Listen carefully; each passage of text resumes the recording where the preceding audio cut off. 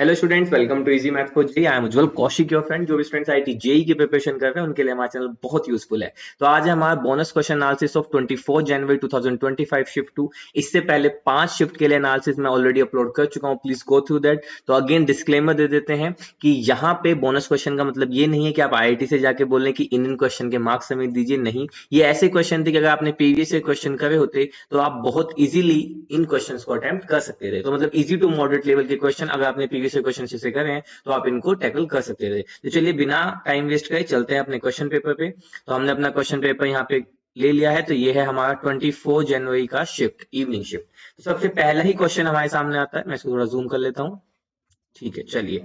तो सबसे पहला ही क्वेश्चन हमारे सामने आता है। ये क्वेश्चन में बहुत सिंपल था। या तो आप समझ जाइए कि एक्स स्क्वायर एफ एक्स ये आपको बनानी थी टर्म, जो कि यहाँ से x square F dash x और 2x एफ एक्स ये बनानी थी। ठीक है, या फिर दूसरा कॉन्सेप्ट है बहुत इजी, आप y equal to F X के थ्रू जाइए और D Y by D X यहाँ पे क्या हो जाएगा, D Y by D X हो जाएगा एफ डैश एक्स। बस उसके बाद ये सिंपल लीनियर बन रहा था, कॉन्स्टेंट की वैल्यू निकाल के आप निकाल सकते थे। तो कहीं ना कहीं ये इजी क्वेश्चन था, तो इसको हम क्वेश्चन नंबर 1 कहेंगे। ये मैंने लिखा था, पता नहीं कैसे 4 से मिट गया। तो चलिए, ये हुआ हमारा क्वेश्चन नंबर 1। आगे लिखे हुए हैं ना? हाँ, लिखे हुए हैं। चलिए, तो ये है हमारा क्वेश्चन 1। अब चलते हैं अपने दूसरे क्वेश्चन पे। क्वेश्चन था, इजी क्वेश्चन था, बट अगेन वही देखो, यहाँ पे कॉन्सेप्ट है आयलर लाइन का। आयलर लाइन क्या होती है? जहां भी आपको ऑर्थो सेंटर, सर्कम सेंटर दिख जाए तो इनका एक तीसरा भाई होता है सेंट्रॉइड। ठीक है, और मेजोरिटी ऑफ द चांस पे अगर इन तीन भाई में से कोई दो आपको क्वेश्चन में दे रखे हैं तो पक्का ये एक ही घर का क्वेश्चन है। इस घर का नाम है आयलर लाइन, आयलर हाउस घर। सिंपल सा आयलर लाइन होती है। ये समझते क्या होती है? तो देखो, यहाँ पे ये होता है कि ये जो तीनों है ना, एक रेशियो में इस लाइन को डिवाइड करते हैं। ठीक है, अगर इक्विलेटरल होगी, आपका ट्राइंगल इक्विलेटर होगा तो ये कोइंसाइड कर जाएंगे। अब होता क्या है, एक साइड लिख लीजिए ऑर्थो सेंटर और एक साइड लिख लीजिए सर्कम सेंटर। ठीक है, अब ये तो श्योर है। अब देखो कैसे पता लगता है क्या डिवाइड किया। देखो मैंने जो ट्रिक बनाई कि सेंट्रॉइड जो है थोड़ा थोड़ा मिलता हुआ एस्ट्रॉइड से रिलेटेड है ना। अब सेंट्रॉइड एस्ट्रॉइड, अब एस्ट्रॉइड क्या होता है, जब भी गिरता है तो वहां पे टूट फूट कर देता है। तो ऐसे ही ये दोनों भाई थे, इनके बीच में सेंट्रॉइड आके गिरा और सेंट्रॉइड ने इनके बीच में तोड़ फोड़ कर दी। अब सेंट्रॉइड ने तोड़फोड़ करी तो किसी ना किसी रेशियो में, किस में, अब देखो यहाँ पे ओथो में दो ओ है ना, तो इसने ये एक ही ओ था पहले ओथो के पास, फिर जब सेंट्रॉइड गया तो इसने इसको तोड़ के दो कर दिया। तो यानी कि इसको 2:1 के रेशियो में डिवाइड करता है। ये एक सिंपल सी ट्रिक थी। आपको अगर वैसे याद है तो इस ट्रिक को कोई भी मतलब आपके लिए यूजफुल नहीं है, नहीं होता तो ये इजीली आप याद कर सकते हैं। तो बस इसी कॉन्सेप्ट को यूज करना था। अच्छा क्वेश्चन था। चलिए आगे चलते हैं। यहाँ पे तीसरा क्वेश्चन हमारे सामने आता है। इस क्वेश्चन को मतलब मेरे को भी नहीं समझ आया कि इजी की कैटेगरी में रखूं, मॉडरेट रखूं कि हार्ड रखूं, क्योंकि क्वेश्चन सिर्फ इतना सा है कि यहाँ पे हमें दे दिया गया था कि 2 3 जो है वो लार्जेस्ट ओपन इंटरवल है जिसमें मेरा फंक्शन स्ट्रिक्टली इंक्रीजिंग होगा। तो बस यहाँ पे एक ही कॉन्सेप्ट समझना आता है कि अगर मान लीजिए प्लस से माइनस, यानी कि ऐसे फंक्शन बढ़ रहा था फिर घटने लगा, तो ये इस तरह का कुछ है कि 2 से 3 के बीच में ही ये फंक्शन मेरा इंक्रीजिंग है, उसके बाद डिक्रीज करता जाएगा। तो यानी कि 3 जो है वो यहाँ पे क्रिटिकल पॉइंट का काम करेगा, जो हम एफ डैश एक्स करके निकालते हैं ना। तो बस यही था। तो यहाँ पे क्या हो जाएगा, F dash X is equal to 0। यही कॉन्सेप्ट लेके हम चलते तो ए की वैल्यू मिल जाती, और ए की वैल्यू मिलने के बाद जी एक्स की वैल्यू तो बहुत इजीली हम निकाल सकते थे। तो अब यहाँ पे हल्का सा यहाँ पे एप्लीकेशन पार्ट था, ये पार्ट आपको सोचना था। अगर आपने सोच लिया तो आपके लिए इजी था। बाकी मैं कुछ कह नहीं सकता इस क्वेश्चन के लिए। इसको आप अपने मन से मान लीजिएगा कि आपके लिए इजी था या हार्ड था। चलिए फोर्थ क्वेश्चन पे चलते हैं। अच्छा क्वेश्चन है, अगेन इजी क्वेश्चन है। मॉडुलस फंक्शन की प्रॉपर्टीज को कैरी करता हुआ क्वेश्चन आया। सिंपल है, यहाँ पे log a प्लस log b यूज कर लेंगे। तो यहाँ पे mod sine 2x is equal to something कुछ बन जाएगा। अब साइन 2x का ग्राफ कैसे बनाते हैं? सिंपल है, साइन x का ग्राफ बनाओ। साइन 2x का बनाना है तो इसके एंगल को डिवाइड बाय 2 कर दो, जो भी एंगल है उनमें डिवाइड बाय 2 कर दो, डिवाइड बाय 2 कर दो। उसके बाद 2 पाई तक ले जाओ इसको, जहां तक भी लेके जाना है। और मोड लगाए, मोड का मतलब क्या होता है, कुछ भी पार्ट नेगेटिव में नहीं बनेगा, तो नेगेटिव वाले पार्ट को भी ऊपर बना दो। बस इसी कॉन्सेप्ट को कैरी करता हुआ क्वेश्चन था। अच्छा क्वेश्चन था। ठीक है, चलिए आगे चलते हैं। क्वेश्चन 5। अगेन मैं इस क्वेश्चन को मतलब है इजी, बट इसको इजी की कैटेगरी में इसलिए नहीं, यहाँ पे केसेस बहुत अच्छे थे। उसने कहा था कि 7 बॉयज हैं और 3 गर्ल्स हैं, और यहाँ पे 6 बॉयज हैं 5 गर्ल्स हैं। 4 जाने हैं, 4 बॉयज जानी है, 4 गर्ल्स जानी है। फिर अगेन कंडीशन दी कि इससे ग्रुप ए से 5 जाने हैं और ग्रुप बी से 3 जाने हैं। तो इन सारी कंडीशन को एक साथ रख के बस आपको सिंपल केस बनाने थे, 7C4 3C1 इस तरह से। तो इजी की कैटेगरी में मैंने इसको इसलिए नहीं, क्योंकि एग्जाम प्रेशर में कई बार हो जाता है कि एक भी आपका सिलेक्शन मिस हुआ और आप क्वेश्चन से भटक जाएंगे। तो पता नहीं क्यों मुझे लगा कि शायद ये क्वेश्चन इजी नहीं है। अगर आपने एक भी केस में कंडीशन ज्यादा आ गई ना, अगर ये वाली कंडीशन ना हो, ये हो तो क्वेश्चन इजी है। अगर ये वाली कंडीशन ना हो, सिर्फ 4 बॉयज 4 गर्ल्स हो तो इजी है। अब दोनों को एक साथ कंबाइन करके चलना था, तो हल्का सा सोचने वाला क्वेश्चन था जो हमें सोच के करना था। तो अब आप इसको देख लीजिए, आपको इजी में रखना है या हार्ड में रखना है। ठीक है, चलिए आगे चलते हैं। उसके बाद जिसको मैंने इजी में रखा है वो अपना यहाँ पे दस्तक दे चुका है, क्वेश्चन नंबर 2।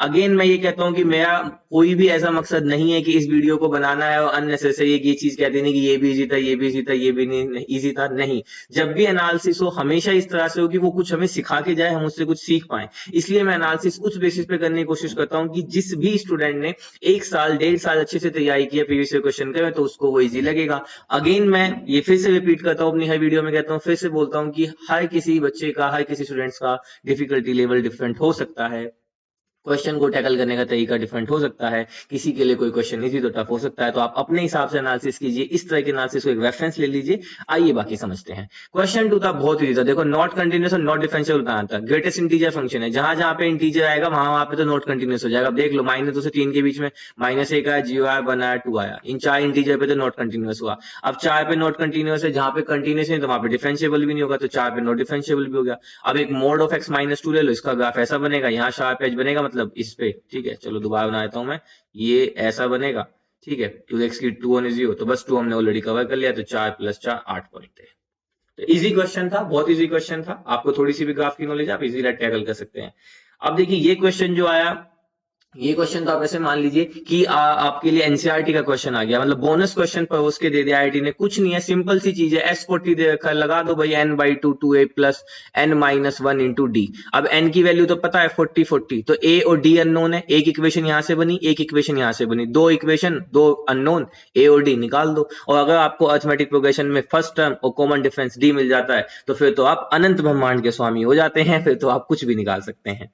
ठीक है, तो जब भी आप एग्जाम में क्वेश्चन कर रहे हो बैठ के, और जब भी अरिथमेटिक प्रोग्रेशन का क्वेश्चन आए, तो मेरी बात याद रखिएगा कि हमें ए ढूंढना है, मतलब मेजॉरिटी ऑफ द टाइम, और हमें डी ढूंढना है। तो जैसे ही सॉरी, जैसे ही आपको ए और डी मिल जाए, तो तुरंत अपने मन में कहिएगा मुझसे आगे, चलो अब मैं अनंत ब्रह्मांड का स्वामी हो गया, अब मैं अरिथमेटिक प्रोग्रेशन में कुछ भी सॉल्व कर सकता हूं। तो चलिए आगे चलते हैं। ठीक है, अब आगे क्वेश्चन 8 आया, बिल्कुल इजी क्वेश्चन था, कुछ नहीं है, सिंपल। आपको ए दे दिया है, बी दे दिया, बी क्या दिया, ए का क्रॉस प्रोडक्ट विद दिस। अब आपको क्रॉस प्रोडक्ट तो करने आता होगा ना, आईआईटी की गली में तो बच्चा बच्चा क्या, एनसीईआरटी की गली में बच्चा बच्चा क्रॉस प्रोडक्ट करना जानता है। बी वेक्टर निकल जाएगा, फिर सी वेक्टर, अगेन फिर से क्रॉस प्रोडक्ट दिया। बस यहाँ पे प्रोजेक्शन का कॉन्सेप्ट है, तो प्रोजेक्शन क्या कहता है कि projection of vector A on B. ठीक है, यहाँ पे ये ऑन वाला वेक्टर बहुत इंपॉर्टेंट होता है, तो यही होता है a dot B upon B का मैग्नीट्यूड। बस जो ऑन वेक्टर होता है उसके साथ डॉट लेके उसका ही मैग्नीट्यूड से डिवाइड कर देते हैं। ये था प्रोजेक्शन। अगर प्रोजेक्शन वेक्टर पूछता है तो प्रोजेक्शन वेक्टर में कुछ नहीं होता, फिर से एक बार b लेके नीचे मैग्नीट्यूड ऑफ b कर दो, बस ये प्रोजेक्शन वेक्टर होता है। सिर्फ प्रोजेक्शन पूछे तो ये होता है। ठीक है, चलिए आगे चलते हैं। तो इजी क्वेश्चन था, कुछ भी हार्ड नहीं था, तो बोनस में इजी क्वेश्चन था। अगेन आईआईटी ने हर शिफ्ट में यहां से क्वेश्चन पूछा है। सिस्टम ऑफ लीनियर इक्वेशन से इनफाइनाइट मैनी सॉल्यूशन है, तो लगा दीजिए कंडीशन del 1 del 2 del 3, ये सब क्या होते हैं, 0 होते हैं। दो अननोन है, तो एक बार पहले del 3 निकाल लीजिए, फिर del 1 से लैम्डा म्यू निकाल दीजिए, क्वेश्चन खत्म हो जाएगा। बिल्कुल भी टफ क्वेश्चन नहीं है, इस बात से आप भी सहमत रखते होंगे, मेरी बात से अपनी सहमति जताते होंगे। अच्छा, अगला क्वेश्चन आया, इसको मैंने इजी क्वेश्चन की कैटेगरी में रखा है, बट मैं अगेन यहाँ पे कहना चाहूंगी शायद ये कुछ बच्चों के लिए इजी ना हो, क्योंकि जब भी क्वेश्चन 1 1 on 2 इस तरह से डोमेन और रेंज से आता है, तो जिनकी अच्छी ग्रिप होती है कई बार वो भी यहाँ पे अपना पैर फिसला जाते हैं और मार्क्स से निकल जाते हैं। क्यों? क्योंकि यहाँ पे हमें बहुत प्रिसाइजली चलना होता है। अब यहाँ पे ये आपको फंक्शन गिवन था, इस तरह का क्वेश्चन अगर आपने प्रीवियस में देखा हो, तो ये आपको टर्म आपने बहुत जगह देखी होगी, इस तरह की टर्म बनती, -x कर लो या ऊपर नीचे कहीं भी। ठीक है, तो इसको हम सोल्व करना जानते हैं, इसको सोल्व कर लेंगे, 2 की पावर 2x - 1 अपॉन 2 की पावर 2x + 1 कर लेंगे। और न्यूमरेटर को सेम डिनोमिनेटर जैसा बनाना चाहते हैं, तो यहाँ पे आप क्या कीजिए, +1 - 2 कर दीजिए, ये 1 बन जाएगा, 1 - 2 अपॉन दिस, लगा दीजिए 1 1 के लिए f(x1 = f(x2), तो x1 = x2, क्वेश्चन खत्म। चलिए ऑन टू के लिए भी ये इजीली हो जाएगा। जैसे आप ऑन टू देखेंगे तो आप यहाँ पे x टेंडिंग टू इन्फिनिटी देख लीजिए, e की पावर x, इस ग्राफ से आपका क्वेश्चन हो जाएगा। तो इस क्वेश्चन को शायद मैं 50-50 में रखूंगा, जिसको अच्छी ग्रिप है उसने किया होगा। पर चलिए आगे चलते हैं अपने क्वेश्चन में, बिना देरी करे। देखो बिल्कुल ऐसे हाथों में संजो के आपको मार्क्स दिया यहाँ पे आईआईटी ने, कितना इजी मार्क्स था। देखो सिंपल है, लिमिट लेंगे, जैसे ही मैं इस fx की लिमिट ले लेता हूँ, x अप्रोचेस टू 0, मुझे पता है sin x अपॉन x कहाँ जाएगा, कहीं नहीं जाएगा, 1 पे जाएगा। बस ये कहीं रास्ता नहीं भटकेगा, सीधा 1 से जाके मिलेगा, और 1 से मिलेगा तो ये a + 1 बन गया, ये 1 + 1 2 बन गया, b + 1 बन गया। अब आप सभी को पता है, ये बनने के बाद क्या, डिटर्मिनेंट को ओपन कर दीजिए, कंपैरिजन कर लीजिए। बताइए क्या क्या हार्ड था इस क्वेश्चन में, मतलब ऐसे मतलब बाबू वाला क्वेश्चन दिया बिल्कुल आईआईटी ने कि ये लो नंबर ले लो। अगला क्वेश्चन हमारे सामने आता है। क्वेश्चन बहुत इंटरेस्टिंग था, बड़ा जबरदस्त क्वेश्चन था। यहाँ पे हमें लास्ट में जाके जो टर्म बन रही है ना, वो 18 टर्म जो बन रही है, तो यहाँ पे हमें उन 18 टर्म में हल्का सा अपना प्रेजेंस ऑफ माइंड यूज करना था। या तो एन की वैल्यू हम via exam via option put करके देख लेते, या फिर हम कंपैरिजन के थ्रू निकाल लेते। तो अच्छा क्वेश्चन था। इजी मैं यहाँ पे नहीं कहूंगा, क्योंकि यहाँ पे इस क्वेश्चन में थोड़ा टाइम लग सकता था, कैलकुलेशन मिस्टेक से भी आप थोड़ा भटक सकते थे। चलिए आगे चलते हैं। इस क्वेश्चन में देखिए कितना इजी क्वेश्चन आईआईटी ने दिया है। अगेन इजी क्वेश्चन था, सिंपल। यहाँ पे आपको एक क्या दे रखा है, पैराबोला दे रखा है। ए पॉजिटिव है तो अपवर्ड पैराबोला बनेगा, एक्स की वैल्यू 0 तो 2 पे कट करता हुआ बनेगा। सिंपल, बना दीजिए बस। उसके बाद मोड एक्स माइनस 3, जब एक्स की वैल्यू 3 होगी तो 0 हो जाएगा। मोड एक्स प्लस 2, जब एक्स की वैल्यू -2 होगी तो कट जाएगा। अब इनमें मिनिमम देख लीजिए, ये आ जाएगा मिनिमम वाला, और ये कहाँ कट करेगा, आपके कर्व को 2 जगह कट करेगा। आंसर आ गया बस। देखते ही देखते सॉल्यूशन से हमने आंसर यहाँ पे निकाल दिया है। ठीक है, चलिए अब चलते हैं अपने क्वेश्चन में आगे। और यहाँ पे हमें गिवन है the area of the region enclosed by. Again easy question, graphical approach question. Previous question का हमने बहुत इजी था। y इक्वल टू e की पावर x का ग्राफ ऐसा होता है, y इक्वल टू e की पावर x माइनस 1 का ग्राफ कैसा होगा। बस क्या होगा, एक उससे नीचे शिफ्ट हो जाएगा, तो ये हो गया। अब मोड लगाने का मतलब क्या होता है कि नेगेटिव वाली चीज नहीं आती मोड में, तो ये ऐसे हो जाएगा। बस यहाँ पे कट कर लिया, और ये y एक्सिस से बना ये विजन आ गया। लगा दीजिए लिमिट, इंटरसेक्शन पॉइंट निकाल के। अगेन इजी क्वेश्चन यहाँ पे आईआईटी ने पूछा है। चलिए फिर आगे चलते हैं। और मतलब अगर इजी क्वेश्चनों में भी, बोनस क्वेश्चनों में भी कोई बोनस क्वेश्चन हो, और जहां पे मतलब बिल्कुल चाय होंदा कि एकदम केक काट के आपके हाथ में रखा, ये क्वेश्चन रखा यहाँ पे आईआईटी ने। सिंपल, आपको पता होना चाहिए मिड पॉइंट का कॉन्सेप्ट होता है टी इक्वल टू S1, और टी और S1 निकालना जब आपको पॉइंट गिवन है, कोई बहुत बड़ी डील नहीं है। बहुत इजीली क्वेश्चन होने वाला था, बहुत अच्छा क्वेश्चन आईआईटी का यहाँ पे। तो अच्छा क्वेश्चन। अब तक हम 10 क्वेश्चन देख चुके हैं। अगेन ये 11 क्वेश्चन आया। देखो, अगर आपने प्रीवियस ईयर क्वेश्चन करे होंगे तो आप मुझसे बिल्कुल सहमत होंगे कि इस तरह की सीरीज हमने कई बार सोल्व कर रखी है। बट अगर नहीं करा तो अगेन मैं इस क्वेश्चन के लिए शायद 50-50 हूँ। ये कुछ बच्चों को इजी लग सकता है, कुछ को नहीं लग सकता। जिसने प्रीवियस ईयर करे होंगे वो ये लगने वाले 50% में होंगे। कुछ नहीं होता इस क्वेश्चन में, बस जो ये देखो, ये अर्थमेटिक ज्योमेट्रिक प्रोग्रेशन एजीपी है। बस यहाँ पे जो कॉमन रेशियो है 1/7, इससे डिवाइड कर दो। इससे डिवाइड करने के बाद आप 1/1 कैंसिल कर देंगे, तो 1 मतलब 7 माइनस 1 6 इजिकल टू समथिंग। और यहाँ पे इनफाइनाइट टर्म्स दे रखी हैं, और जब भी सम ऑफ इनफाइनाइट टर्म्स आता है तो आप मेरी बात याद रखिए, ऐसे ही छोटे छोटे की कॉन्सेप्ट बनाइए कि 99% मेजोरिटी ऑफ द टाइम्स वहां पे जीपी बनेगी ही बनेगी, क्योंकि हम जीपी में ही एस इन्फिनिटी निकालना जानते हैं अपने डोमेन के अंदर। अभी तक S infinity is equal to a/1 minus R, जहां पे आर के लिए कंडीशन क्या रहती है, ये। ठीक है, इसके अलावा आपके डोमेन में, आईआईटी जेईई के डोमेन में कोई और आपके पास तरीका नहीं है जहां पे आप इनफाइनाइट टर्म्स को ऐड करना जानते हो, एक्सेप्ट ये जीपी के लिए। तो जब भी आपको इनफाइनाइट टर्म्स दिए, उनका समेशन पूछ रहा है, तो एक बार दिमाग में क्लिक कीजिए, कहीं जीपी तो नहीं बन रही, तो आप कहीं ना कहीं सही डायरेक्शन की तरफ पहुंच जाएंगे। चलिए आगे चलते हैं।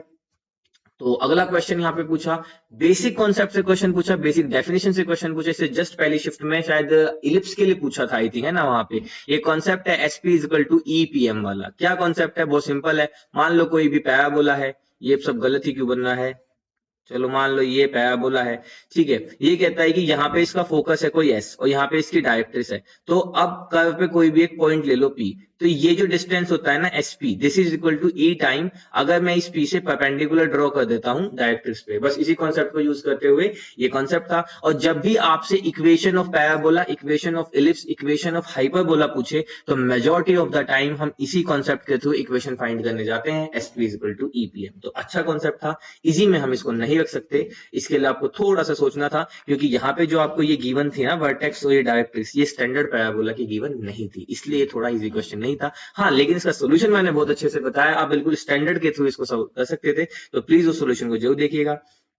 आगे चलते हैं। अगेन जिसने इस तरह क्वेश्चन किए होंगे उसको ये इजी क्वेश्चन लगा होगा। हार्ड ये क्वेश्चन जब होता है जब यहाँ पे 0-1 की कंडीशन के बजाय वो कुछ नंबर दे देता है कि 3 4 5 6, तब हमें सोचना पड़ता है या 3 4 5 कुछ भी, मतलब इस तरह से अगर वो नंबर दे देता है। 0-1 में तो इजी था, प्रोडक्ट बना लो ए बी सी डी, ये मैट्रिक्स है 2 क्रॉस 2 की, तो a d minus b c, this is not equal to 0 invertible होने के लिए, तो नेगेशन केस निकाल लो, a d is equal to b c. अब दो ही से 0-1 से ही मिलके बन रहा है, तो ये प्रोडक्ट क्या होगा, या तो 0 होगा या 1 होगा, बस इसके लिए केस सोल्व कर दो। तो अच्छा क्वेश्चन था। आगे चलते हैं। देखो ये क्वेश्चन इजी तो था, बट ये कब इजी था, अगर आपको सिर्फ ये चीज पता हो कि cot inverse x is equal to tan inverse 1/x if x is greater than 0 and pi plus tan inverse 1/x if x is less than 0।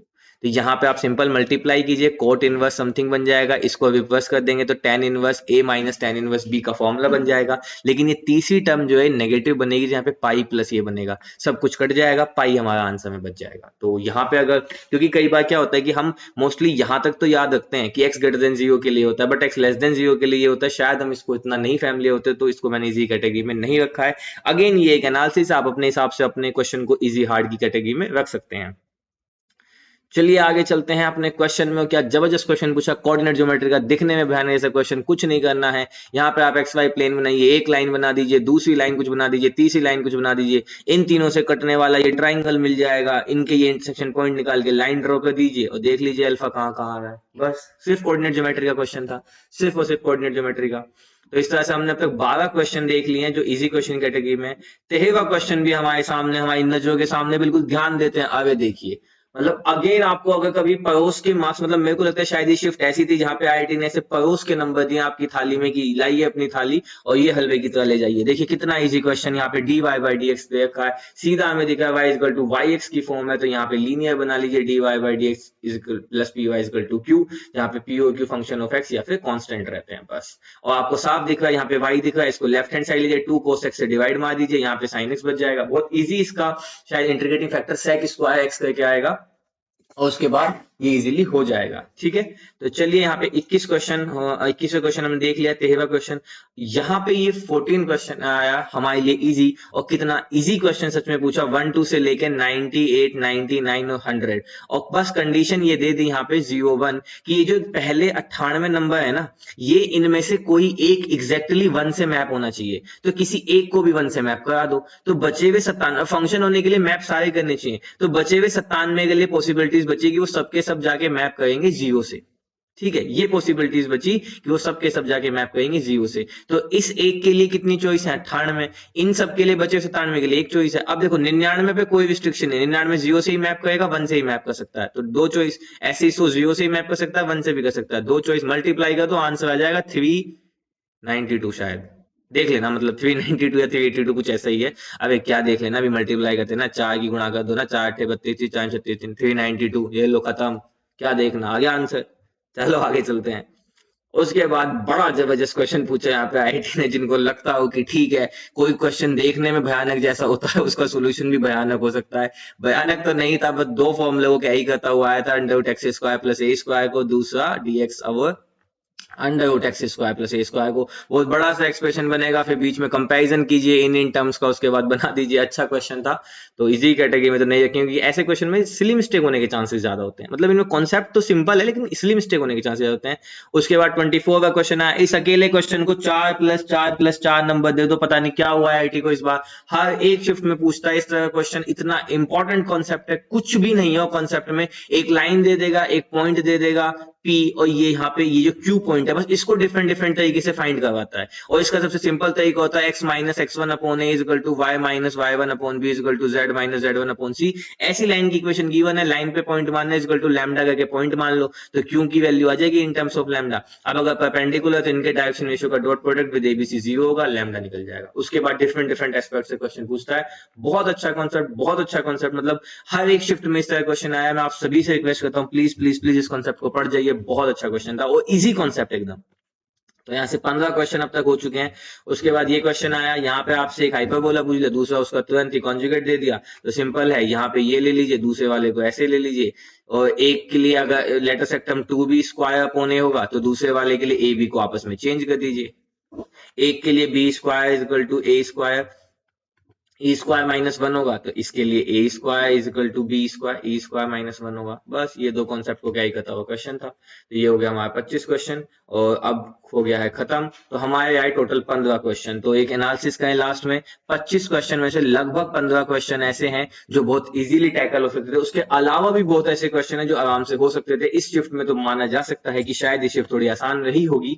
ठीक है, मैंने भी जितना मतलब पॉइंट ऑफ व्यू देखा, अपने पॉइंट ऑफ व्यू से, तो शायद ये शिफ्ट थोड़ी आसान आई थी। सीधा यहाँ पे स्टैंडर्ड क्वेश्चन पूछे गए थे, अगर आपको अपने प्रीवियस ईयर कर रखे तो आप इजीली उनको टैकल कर सकते थे। और मैं फिर कह रहा हूँ कि अभी मैंने 99 परसेंटाइल के लिए देखे तो 39 से लेके 52 या 53 या 54 तक कुछ मेरिट गई है, मतलब जो एक सर्वे अभी तक हुआ है जैसे चैनल्स कराते हैं उनके थ्रू, तो आप देख लीजिए इतना ही होता है। अगर आप 15 क्वेश्चन का ही आते हैं ना मैथमेटिक्स में, अब मतलब जो शिफ्ट थोड़ी इजी थी, लेकिन आइडियल होता है 15 क्वेश्चन आपका याद है, 99 परसेंटाइल में तो इजीली होते हैं, ठीक है। 15 क्वेश्चन बहुत अच्छा स्कोर माना जाता है। अगर थोड़ी सी भी शिफ्ट हार्ड है, मॉडरेट से थोड़ी सी आगे, तो फिर तो आप 99.5 के कहीं भी पहुंच जाएंगे। 15 क्वेश्चन बहुत अच्छे होते हैं। तो अगेन इस वीडियो को बनाने का पर्पज यही है। मैं आपसे फिर कहता हूं कि बिल्कुल भी हताश मत होइए। कई कमेंट्स ऐसे आ रहे हैं कि मतलब भैया मोटिवेशन नहीं आ पा रहा है, क्वेश्चन नहीं बन पा रहे हैं, एग्जाम पास है। अबे बिल्कुल मत परेशान होइए, मैं इसके लिए सेपरेट वीडियो बनाने की सोच रहा हूं, लेकिन अभी वीडियो के लास्ट में यही कहूंगा कि बिल्कुल घबराने की जरूरत नहीं है। देखो, जो आ रहा है उसको अच्छे से करो, जो नहीं आ रहा उस पर ध्यान दोगे तो जो आ रहा है वो भी छूट जाएगा, ठीक है। ये दिमाग का गेम है। अगर मान लो आपने सोचा था कि आपके 80 नंबर आ रहे हैं और आपको 90 चाहिए, तो अगर आप ये सोच रहे हो यार मेरे 90 नहीं आ रहे, तो एग्जाम में 80 भी नहीं आ पाएंगे। क्यों? क्योंकि आपके दिमाग ने जो आ रहा था उसको टेक ऑन ग्रांटेड कर दिया, जो आ ही नहीं रहा उसको आपने बहुत ज्यादा हवा दे दी। तो इसलिए मैं यही कहूंगा, काम रहिए, सूदिंग रहिए, और यहाँ से एक एनालिसिस के थ्रू देखते हुए कि ठीक है यार, हर शिफ्ट में हमने देखो 6 शिफ्ट के एनालिसिस की, और 6 शिफ्ट से हमने यही सीखा कि हर एक शिफ्ट में है क्वेश्चन, 10 से 12 क्वेश्चन, 13 क्वेश्चन है जिनको हम प्रीवियस ईयर के बेस पे अटेम्प्ट कर सकते थे, तो अपनी तैयारी अच्छी करने से और 2-3 क्वेश्चन में सरप्लस कर सकते थे। तो बस लास्ट में अपनी वीडियो खत्म करते यही कहूंगा कि खुश रहिए, स्वस्थ रहिए, मस्त रहिए, पढ़ते रहिए, पेपर नजदीक आ रहा है। और अगर आपको थोड़ी सी भी हताशा या कोई भी परेशानी है तो कमेंट बॉक्स में लिखिए, आपका भैया आपके साथ है, मैं वीडियो बनाऊंगा सभी के लिए। Thank you very much. अभी मैं चलता हूँ, टाटा बाय बाय।